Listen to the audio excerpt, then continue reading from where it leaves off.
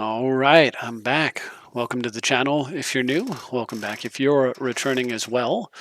Got something different today. This is Kess, Dissident Mage as the commander. Now, I have played with Kess, and you may find a video or two in the past in which I was trying to do things a little bit differently than what we're doing here. At that time, I was looking at Kess's ability to replay things as a value commander, so I was mostly looking at it to generate incremental advantage. For example, I might thought seize somebody, play a Kess, thought seize them again, right? Like generate some card advantage that way, or ponder and ponder again. And that's certainly still a component of what is going on here. However, that is not the main thrust of this deck. Instead, what this deck is doing is taking advantage of cards that honestly feel like they should probably be banned, a number of cards. And I believe that by doing so, this deck may actually be pretty ridiculous if you were to play it in multiplayer as well. You'd probably have a groan of unhappiness across the table if you were to play something like this. So if that appeals to you, and you are a multiplayer, yeah, I guess.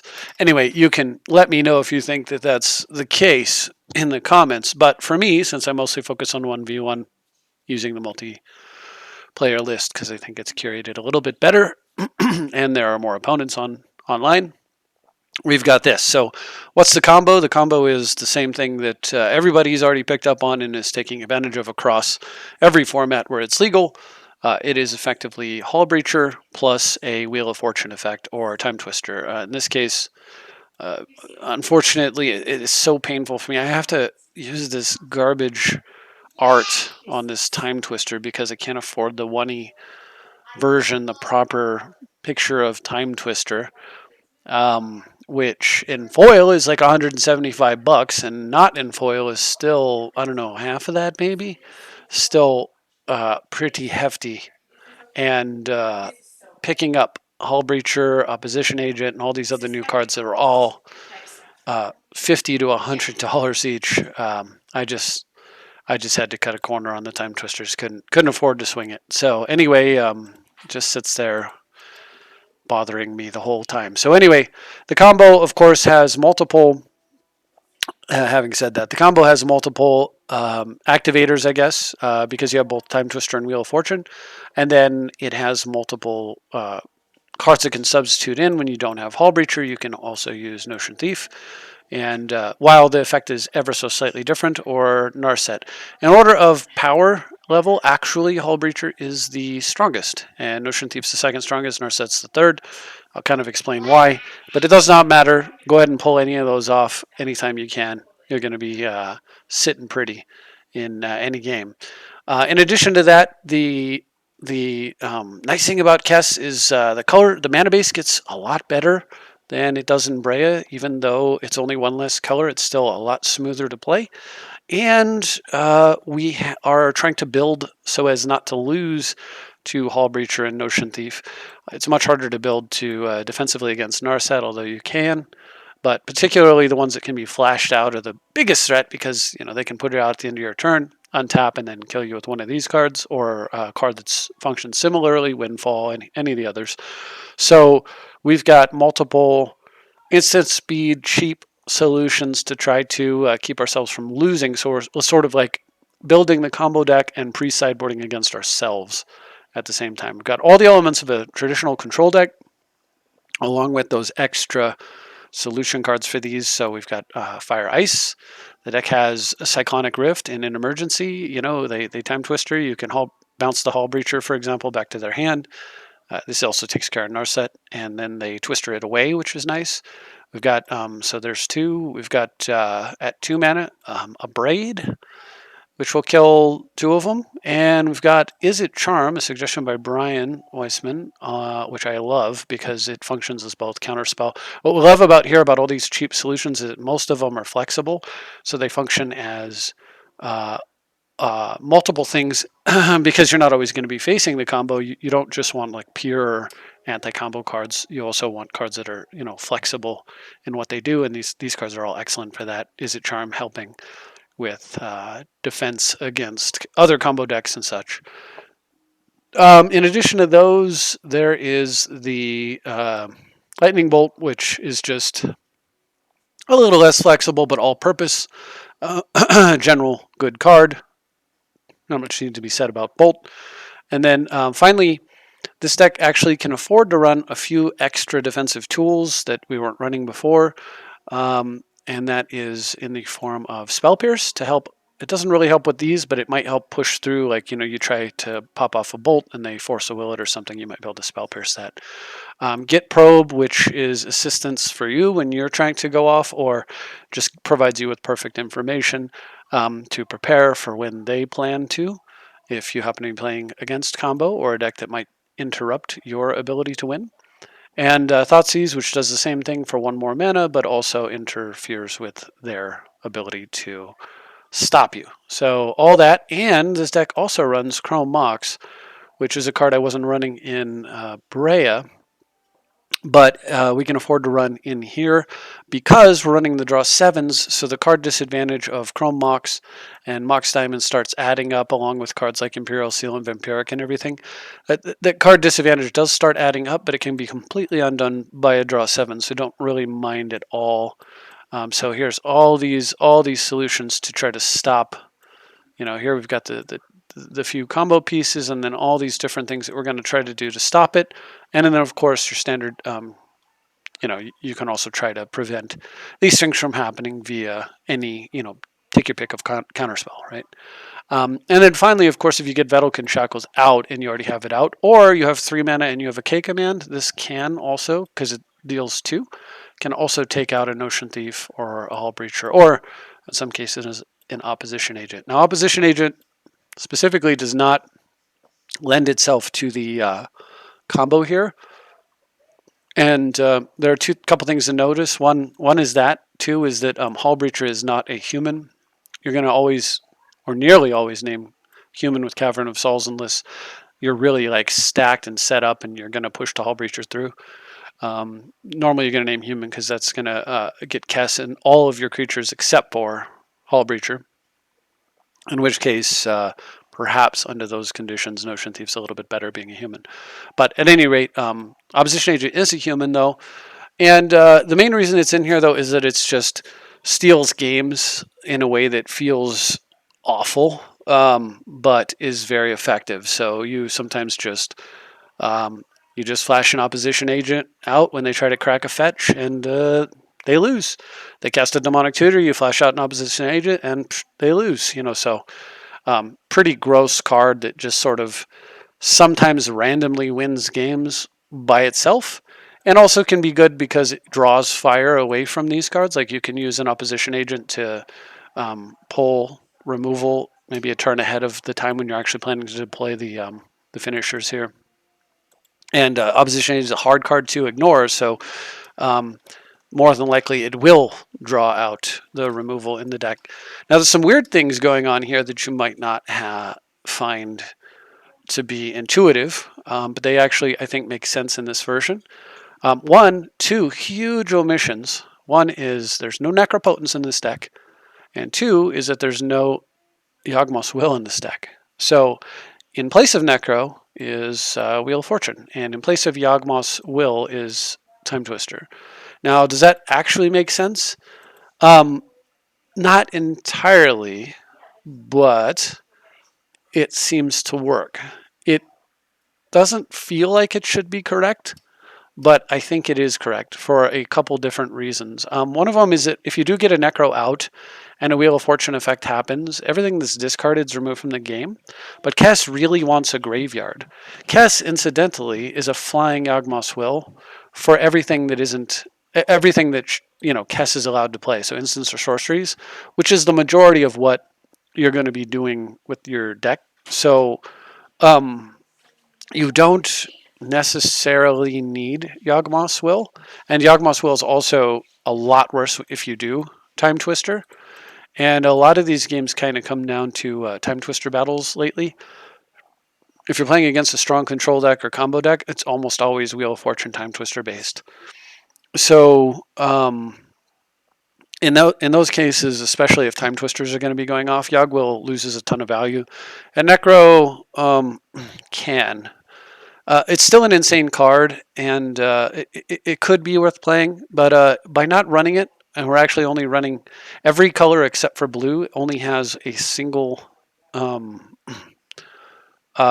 colored mana in its casting cost or in its requirement in the case of like flashing back mystical teachings. So it just really streamlines the mana. We don't have to bother with Urborg. Get to run better mana base. So mana base over here is 30 lands. You get exactly one snow-covered island as your one basic, and the reason it's a snow-covered island is because, especially with the most recent set, there are cards that you could potentially steal via Shackles or Treachery, for example, which have snow activations. So you want to be able to access snow, um, or even like you could Dak Fade and say the little artifact that has you put snow mana into it and you get a mana of any color. Actually, I think that's a mana of any. Actually, I don't think that requires snow to do that. But there are some odd situations where you will end up with snow. Now that I mentioned it, you can scratch that example. But there are some odd situations where having access to snow mana matters, and the drawback of like I don't know thermokarst and like icequake punishing you for having snow, it doesn't really seem to be anything to consider. So I think if you're going to run basics, go ahead and just run the basic snow, which is why we are. In addition to that, on the all of the dual lands besides Badlands, so anything that's a 2-color land produces blue, which is amazing. Every single land makes blue X, with the exception of the Singleton Badlands, and the Badlands is in there because it fixes some of the off-color fetches. We don't have the tap version of the Badlands. We don't have the what Steam Vents is to Volcanic. We do not have that card for Badlands. I don't even know what it's called. Doesn't feel necessary, but everything in here is going to produce blue. If you are fetching lands, the very first, there is a little slight tweak difference between the blue-black and blue-red side. So the blue-black side and the blue-red side both have Shivan Reef and Underground River. So they both have Pain lands, and they both have the Island lands, which is Drowned Catacombs, and they have the red version of that, which I believe is Sulphur Falls. Yeah, so unless you control an island or a mountain, an island or a swamp. So we have both of this on each side, but then ever so slightly different. On the black side, you've got Fetid Pools. Fetid Pools, an island swamp that has cycling, but it comes into play tapped. You really only want like one come into play tapped land, so this is the one we're currently using. It allows you to, of course, cycle it off under circumstances in which you do not need it. Typically, it's going to be your first fetch target, and then from there, you're going to drive on the island mountain side. Instead of having a Fetid Pools, which you can cycle from your hand, and which is both an island and a swamp, we have the Fiery Islet, which you can cycle from play, but is not both an island and a swamp, so it's not fetchable, but it does balance out the black and red duels on both sides, and both of these, you can get rid of these, but even if there were a blue-red version of Fetid Pools, I'm not sure if there is, but even if there were, we wouldn't want to run it because we don't want, first turn fetch, end of turn fetch, getting Fetid Pools, second turn play Fiery Islet is fine. You can cast a Signet and keep going about your turn or a counterspell or whatever, but we don't want two lands that come into play tapped like that. The only other land that does come into play tapped here is Mystic Sanctuary, and typically when you're fetching it, as you know, surely by now, it typically is not coming into play tapped, and of course the more islands we have, the better to make sure of that. But every other land is essentially the same. It's a you've got your dual lands, you've got your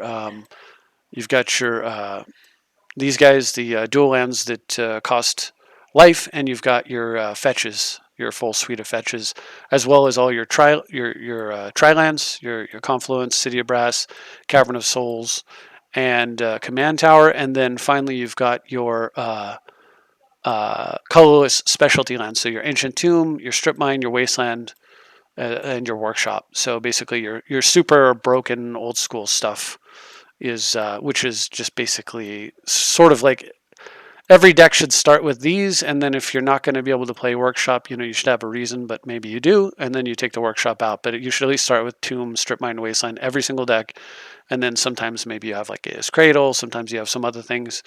Every blue deck almost certainly wants to start with a Mystic Sanctuary in it, and then as for the rest, this is a perfect sort of version of how you like this mana base is just absolutely ideal here. So you can see it's all fetches, and then that gives us a grand total of 1, 2, 3, 4, 5, 6, 7 islands, which will come in handy for the Vedalken Shackles there. All right, so mana base covered, game plan covered. There's a few tricks in here. K command is really good because not only is it Kolaghan's command, which can destroy artifacts and kill creatures, as I mentioned, particularly 2 toughness creatures like Hull Breacher, but because it has the raise dead effect, or no, it doesn't have the raise. Yeah, it has the raise dead effect up here potentially, and of course the discard effect if they have no cards in hand because you have wheel locked them. This is basically just a time walk almost always, and more importantly, you can raise dead one of your combo pieces if it gets destroyed. So if they do manage to kill the Hull Breacher for whatever reason, you can pick it back up, and then they kill it again. You can play Kess and you can play K command and pick it back up again. I want to cover a few other omissions, I guess, while I'm at it, and a few other interesting card selections, and then we'll move on to some games. The last few omissions, there's no Snapcaster in this deck for the exact same reason as Kess already covering down on that effect. Of the Will and Snapcaster between the two, Snappy is a little bit more likely to make its way back in if we do ultimately go down that road. And the reason is that Snapcaster is good for on counter spells, whereas Kess is you have to play them on your turn. So typically you're not playing counter spells on your turn unless you're like comboing off and they try to stop you, and then you're replaying like a Force Will from the graveyard or something. But most of the time, you want to play counter spells on their turn, and so Snapcaster is a little bit better for that. However, in place of the missing Snapcaster, this deck has Cryptic Command. So Snapcaster is usually 1 and a blue. You snap him down, and then you pick a counter spell, 2 more mana, and you counter target spell. Cryptic Command is basically a Snapcaster built in. It's the cost of playing Snapcaster Counterspell all built into one card, and instead of getting a 2/1 body, you get whatever other effect you need: the bounce, the card draw, the tapping. And so it kind of fits the bill here. But the other reason for running Cryptic Command is that we don't have actual proper disenchant in this deck. We've got Abrade and Dak Faden and things of that nature. So we kind of need a way to deal with some stubborn enchantments that could be problematic, as well as to deal with theft. If your opponent steals one of your creatures and you can't steal it back with like a Treachery or Shackles, you've got Cryptic and you've got Rift.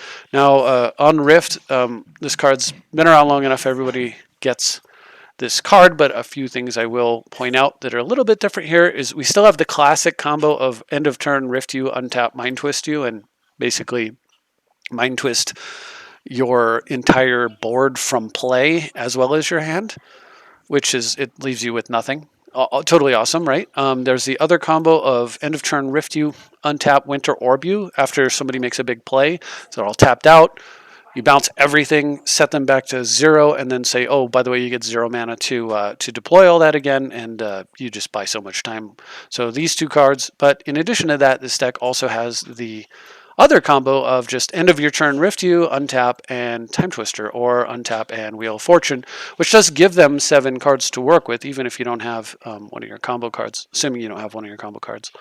But still clears out whatever the thing was that you were bouncing that's nasty enough that you needed to Rift. And because this is a big mana deck, you can frequently not just end of turn Rift for 2 mana, but you can often pay the overload and do the full 7 due to the heavy amounts of mana that are in this deck. This deck also runs more Signets 2-drop artifacts than previously. It's got the extra Chrome Mox, so it actually has more artifact mana than Brea, but less tutors. Like there's no Tithe and no Enlightened Tutor and such to go get them. But you just natively have more, and then you want to And because one of the things that you can do and comes up often enough is you can just dump your hand and then reload your hand even without a combo, and you're up. If you have one card in hand when you play Wheel of Fortune or two cards in hand, and your opponent has like five or six, well then you're drawing like six new cards in that case where you have one card in hand, or five new cards, and they're drawing like one or two in terms of just card count. And so you essentially have Brain Geysered for five here. And that's a very valid thing that can happen with this deck because it has so much fast mana and ability to deploy very, very quickly. On top of all that, we also have a few utility card drawing that's just excellent with Kess. Well, we're not running Necropotence. We do have Knight's Whisper, and we have See the Truth. And if you haven't seen the truth about this card, you've been missing out. When it comes to Kess, this card's insane. So for 2 mana, you get a little mini impulse of 3 cards. So you look at 3, you put 1 in your hand, you put the rest on the bottom. So a little bit of card selection, kind of like a mixture of a Brainstorm and a Ponder Shuffle, which is actually really cool. Or it's like a Brainstorm that puts, yeah, actually, I guess I would compare it to that. It's a sorcery speed. For 1 extra mana, you instead of drawing 3 and putting 2 back, you look at 3, you pick 1 and put 2 on the bottom. I guess it's not quite Brainstorm level because you're not putting anything back from your hand. It has to be from among the 3, but it's, I guess, something along those lines. But at any rate, when you play this from your graveyard, so once you play it off a Kess, and this would incidentally be another card that would benefit if we do run Snapcaster, but when you play it from your graveyard or anywhere else, if, for example, we were running Urza and Urza hit it, that would be a way you could trigger it. Then instead of looking at 3 and picking 1 and putting the other 2 on the bottom of your deck, you just Ancestral Recall. In fact, it's better than Ancestral Recall because you're playing it from the graveyard. So normally with Ancestral Recall, you have 1 card in hand, it's Ancestral Recall. You play that 1 card, and then you now have 3 cards in hand. So you went from 1 to 3. So you got plus 2 cards. With See the Truth, you play your commander, you have no cards in hand. You play See the Truth from the graveyard, and you have 3 cards in hand, so you went from 0 to 3, which means you actually went up plus 3. So this is actually more powerful than Ancestral Recall when it's played on the back end. And often what happens with this deck is you'll play Kess, and then you'll just like play and then the next turn you'll untap, you'll play See the Truth, and you'll flashback See the Truth, and you'll have drawn the best card of 3. You'll have drawn 1 for your draw step, the 1 for the best card of 3, so that's 2 cards out of 4. And then you'll draw 3 more cards, which means you'll have drawn 5 cards, and you'll have drawn out of 7. So out of 7 cards, you'll get 5 of them, which is, I mean, that's more powerful than, like, think about oh, what was that card? The Delve card, the blue Delve card, where you look at 7 and you pick 2. This thing, Dig Through Time. So that's like, out of 7 cards, you get to keep 2. This thing with Kess is out of 7 cards, you get to keep 5. So it's like utterly insane, and probably you win that game just with this 1 card. Excuse me. You often don't even need to bother with the whole Wheel of Fortune combo, although frequently, because it's so powerful, you're going to do it anyway. Now, when you're going off, one thing I'll mention is if you have the option, say you have like Time Twister versus Wheel of Fortune, you almost always want a Wheel of Fortune and then throw the Time Twister in your graveyard. And the reason is that you use Wheel of Fortune over Twist, unless you're worried about like your opponent doing some kind of graveyard shenanigans, is that when you're going off, you Wheel of Fortune, and then in the perfect world scenario where you have Hull Breacher out and you cast Wheel of Fortune, your opponent now has an empty hand, you draw 7 cards, and you get 7 mana. And then you use 3 of it to flash back Wheel of Fortune, and you draw 7 more cards and get 7 more mana for a total of 11 mana and 14 cards. Of course, casting whichever ones in between that you want. If this was a scenario where you had both Wheel of Fortune and Time Twister, and you discarded the Time Twister, you do the Hull Breacher Wheel, then you do the flashback Wheel, and then on the next turn you can flashback the Twist. Or you can sequence it differently. You could do some sort of different order in which you wheel flashback time twister, shuffling the wheel back in, eventually drawing the wheel, playing the wheel again, and then flashing the wheel back. But here's the deal. You don't need to draw, like in reality, 28 cards to win a game. I'm just saying the potential's there, so you just kind of want to think a little bit about the sequencing, because Hull Breacher's just ridiculously bonkers, and this is why I said it's more powerful than Ocean Thief most of the time. It's because, excuse me, while Notion Thief would be a case where you would discard and draw 14 cards, because you draw the cards that your opponent is skipping. With Hull Breacher, you actually end up drawing 14 cards as well, but you also produce 11 additional treasures. And I'm subtracting the 3 that you used to cast the Wheel of Fortune the second time. So you actually draw 14 cards with either Wheel of Fortune plus Hull Breacher or Wheel of Fortune plus Notion Thief, but you pick up 11 mana off the Hull Breacher, which is like bonkers, crazy. With Narset, of course, you just draw the 7, and all you did was Mind Twist them for 7 and Bring Geyser for 7, and that's it. So weak. Anyway, so that's the whole deck. That's the game plan. While you do have Recursion and Mystic Sanctuary seems like redundant with Kess, it's still a card that's so powerful that you of course you include it in the deck as a way to set up various things like end of your turn, fetch land, put a Thoughtseize on top, my turn untap, Thoughtseize you, then combo off, that kind of stuff. So anyway, all right, so that's it. I'm going to run through the games, but this is the new Kess deck, and this was games played from today. You can see I've got the results open, and then I also have games played for the last 7 days. So you can see it's actually on a hot streak. In addition to the games that I played, in which Kess was undefeated, Brian played with the Kess deck a little bit. Now that we've started collaborating on it, he's picked it up as well. He I believe had so much fun with it that he may be doing a video about it. So hopefully, if you're a fan of his channel, you can poke him and say, "Hey, I want to see that video about Kess," if that's something that interests you. But at any rate, my understanding is he's also undefeated. So this is a good initial start. 20 games or so. 20 for 20 is a nice start, which is roughly what this is. However, what we're interested in is going 100 for 100 if we can, or getting as close to that as possible, and then we can say how good the deck is or not. But in the meantime, I'll just run through. These are random opponents, unfortunately. It doesn't mean... That's the other thing. It doesn't like indicate that much when you crush somebody that isn't playing on the same level. But once again, I advertise CEDH, and all I can do is just hope that when people join, that's what they join. But if they don't, I don't kick them out. In fact, when I advertise my games, it looks like this: CEDH videos, and I put YouTube there, so I make it should be pretty clear to everybody. So that's the deal. So let's spin through some of these games, though.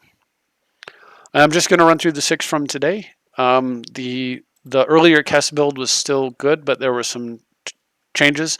Basically, the Kess games from yesterday were games in which, most of them, were games in which I had constructed the deck and then felt it was good enough to bring to Brian's attention. And the ones from today, the end of yesterday and today, but primarily today, are the ones where Brian provided feedback, and I made quite a few adjustments and improved the deck greatly. So as you can see here, I'm playing against Mark USA Fink, running Ural the Mist Stalker. And I've got a great opening hand. I'm going first, so this hand is much, much better because we get to Thoughtseize right off the bat. Hopefully take out like a Soul Ring or something, and then follow it up with a Night's Whisper, and we're off to the races with 2 really good cards in the graveyard for Kess to recur later. So we'll see how that goes. All right, so Thoughtseize right off the bat, and I'm going to pause, and this is what my opponent showed me.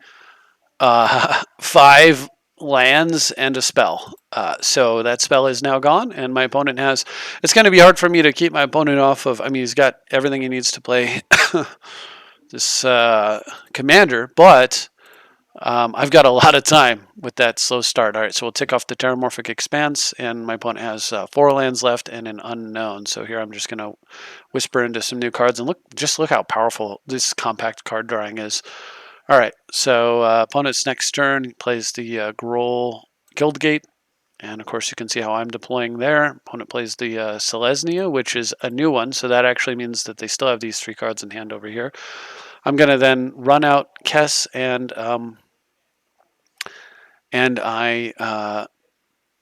so I run out Kess and I actually flash back Knight's Whisper, choosing to do that over the Thoughtseize. And the reason is that I knew that half the cards in my opponent's deck weren't all that great.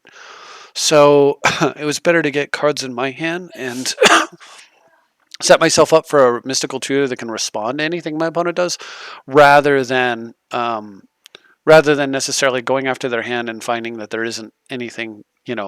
I might find, well, we know half their hand is a miss on the Thoughtseize. So I'll get around to it, but by doing it this way, I actually was thinking that one possible line was that I would mystical tutor for Mind Twist, but as you can see, I found one, so that kind of changes things a little bit. So, and then my opponent just plays a land and passes. So Clifftop Retreat is now out of their hand. They're down to just 2 lands and some unknowns.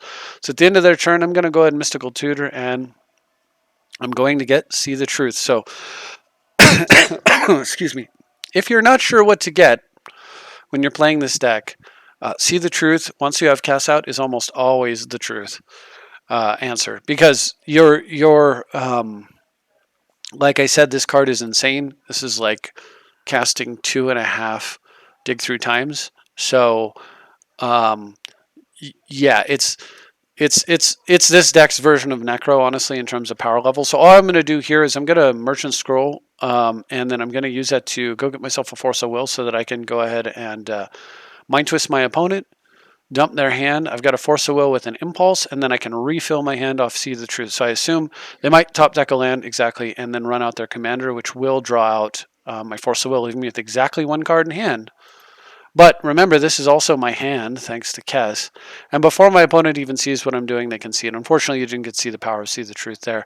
But, I would have drawn a card and then cast See the Truth and then flashed it back. So a second card, a third card, a fourth card, a fifth card, all in my hand, all at once. Totally insane. So that was game 1, and we'll move on to game 2 against B. Lakey Lawson. And like I said, I own that not every game is going to be, excitement. But the exciting thing is testing. So look at this. More like, boy, do I like this deck. You get these just nutty hands that are far more ridiculous on average, I would say, than the hands we were getting with Brea. Particularly because everything in my deck, in my hand that's an instant or sorcery, I can replay. So here I am playing Blakey Lawson running a Maelstrom Wanderer deck, so we know attack the mana is usually the correct answer, and I've got the perfect way to do it. I get perfect information off Git Probe. I get to decide if I need, like if their hand is just something I can't stop, I probe them, play a land, play a crypt, and give them a new hand and try again. Otherwise, I can Git Probe them, Thoughtseize in, and then figure it out from there. So let's see how it goes. All right, so I probe them. Oop. All right. And what we reveal is, and then I'm going to Thoughtseize them, so I'm going to dismiss all these first. And so our options here are, we're looking at 2 lands, Harrow, Spoils of Victory, Talisman of Impulse, Tooth and Nail. So Tooth and Nail, we just want to keep them off the mana. So Talisman, I can steal with Skydiver, so it's either Spoils or Harrow. And Harrow does, if I had a counterspell, I would leave Harrow in their hand so that I could counter it, which would sacrificing land is part of the cost of the spells, so that would actually like destroy it. They would be stone raining themselves. But without that, and ice storming, I guess in this case. But I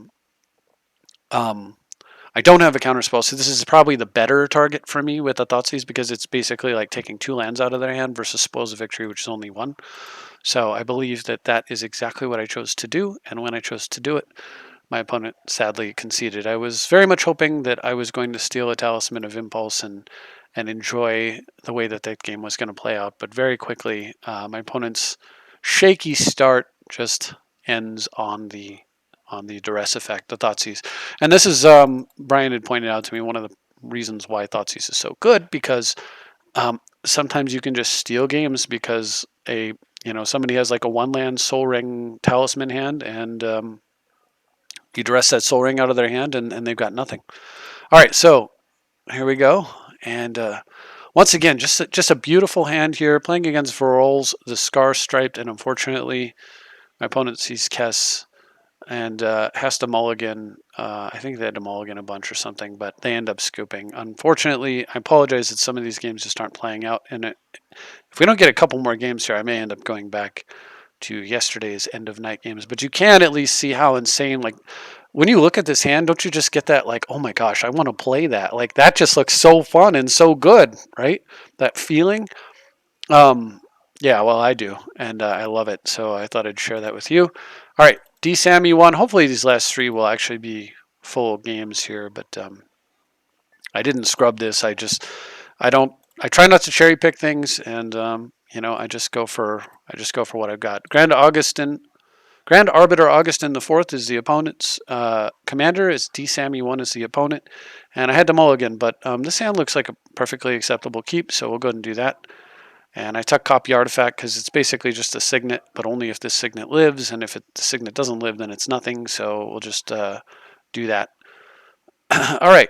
I get is it signet down? Of course, I've already drawn the fetid pools, so I don't have to worry about drawing coming to play tap lands other than the blue one, which we would ideally save. Unfortunately, I drew the workshop out of order there, but that's okay. We'll just go get a mana drain and be patient. Sort of prevents them from. So the opponent goes for an arcane signet, and I just counter. I just remand it back to their hand, and I have no idea what's up with these opponents joining games that say CEDH and then quitting like this, but opponent just quits. I guess they were missing a land drop, and that was too painful for them.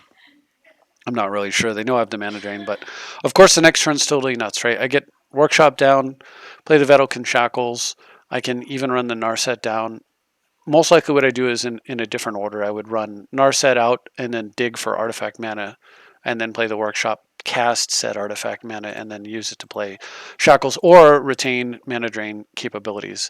But I mean, even if I didn't, if I get the Shackles down against the 2/3 with two islands in play, they really can't play their commanders, so I don't necessarily have to sit on a mana drain. And then, of course, from there, I would have a bunch of mana, and I would be able to get Test down. And then once I get Test down, I can Merchant Scroll from the graveyard, and I can use it to go get Factor Fiction, which basically says draw all 5 cards, because whatever they put in the other pile that you don't select, if it's an instant or a sorcery, you're going to be replaying it anyway. So Factor Fiction's totally broken with Kess.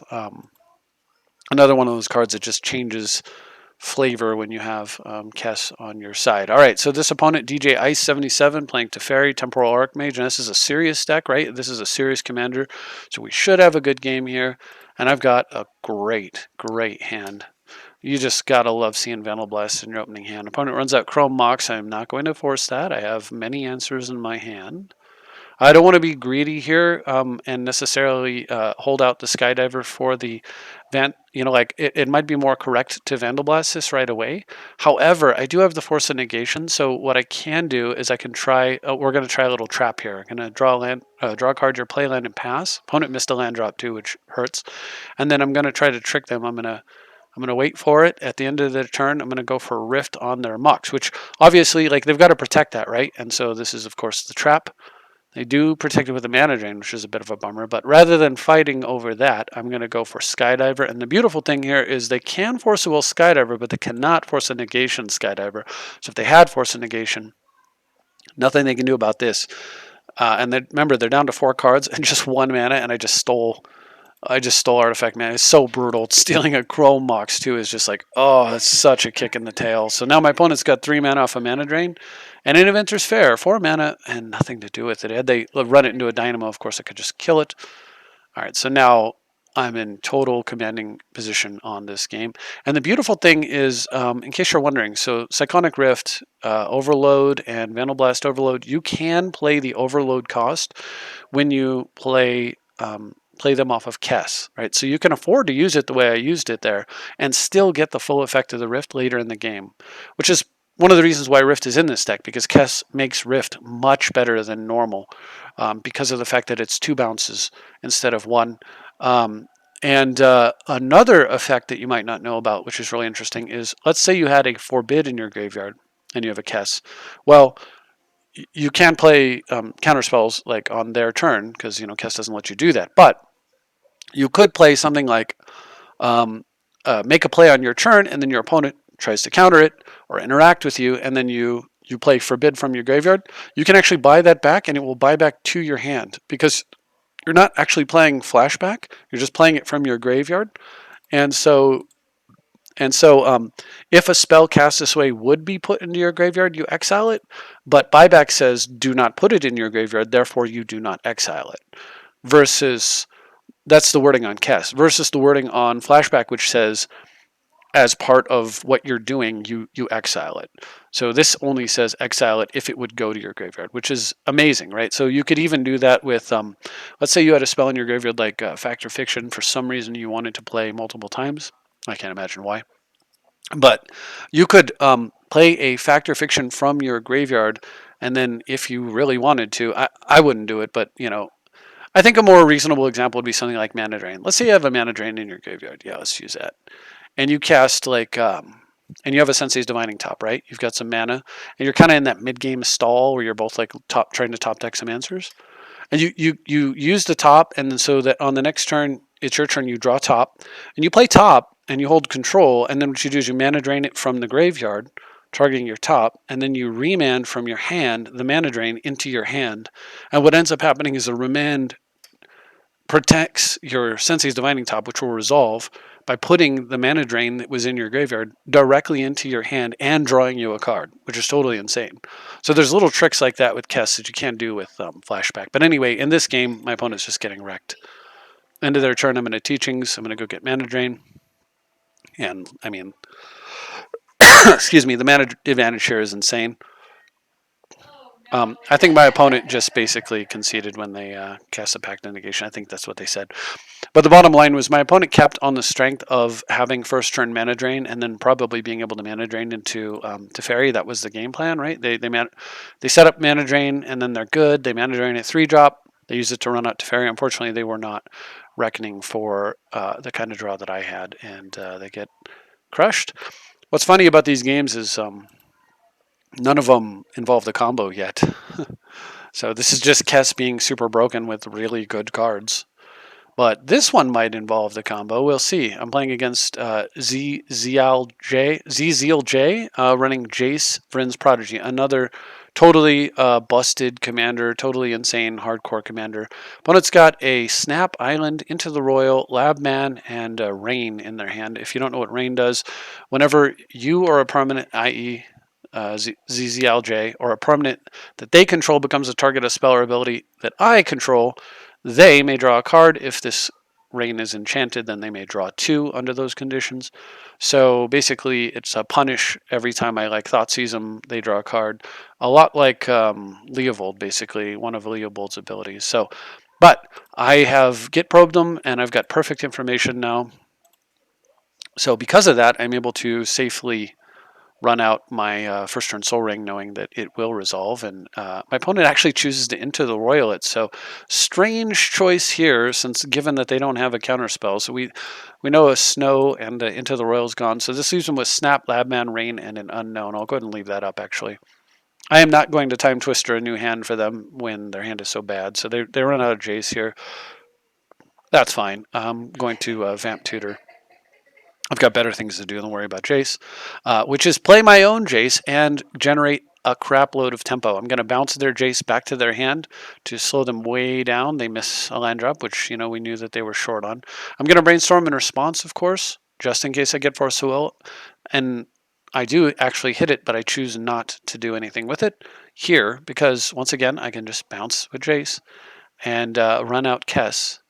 And then I can Vamp Tutor once again from the graveyard. And now I have Force of Will and a Fierce Guardianship and 2 draw 7s, which is beautiful. So opponent goes ahead and attempts a snap. I'm going to Fierce Guardianship to stop that. And of course the card that I got, I'm going to Git probe them from the graveyard just to make sure the coast is clear. Hull Breacher them. I haven't used Jace yet. And like I said, Wheel of Fortune first. Now I got 7 mana. So now I start sacking. My opponent now has no cards in hand.